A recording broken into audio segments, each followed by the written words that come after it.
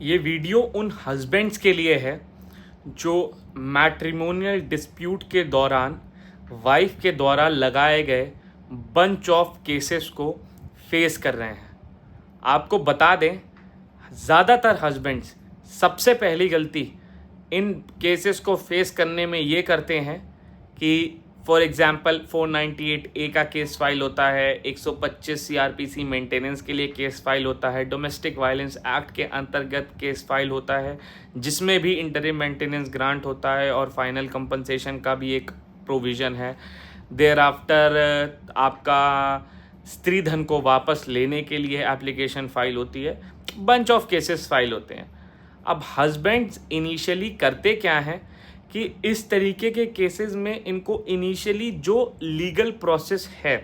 अपनी बात को रखने का, जो जो केसेस की स्टेज आती हैं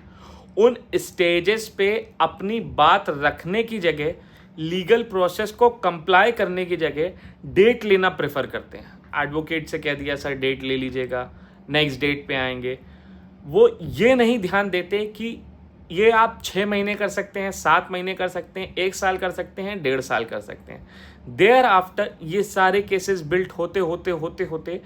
आप सही भी हो तो भी कोर्ट के सामने आपकी इमेज ये जाती है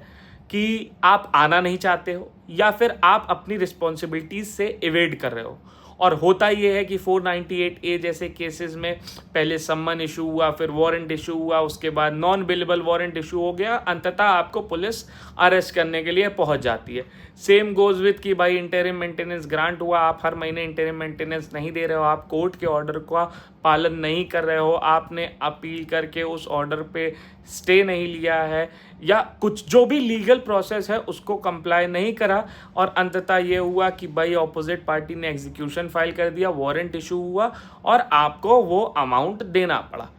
तो या फिर एक्स पार्टी ऑर्डर होने लग गया, किसी एप्लीकेशन में एक्स पार्टी ऑर्डर है, आपने नहीं कंप्लाई करा, आप लोग नहीं जा रहे हो, आपके एडवोकेट नहीं जा रहे हैं, एक्स पार्टी ऑर्डर हो गया। तो इन सब सिचुएशन से बचने के लिए लॉ में प्रोविजंस हैं। रिक्वेस्ट है कि जो भी केसेस फाइल हो रहे हैं उनको जो लीगल प्रोसेस है और जिस स्टेज पे जो बात रखने का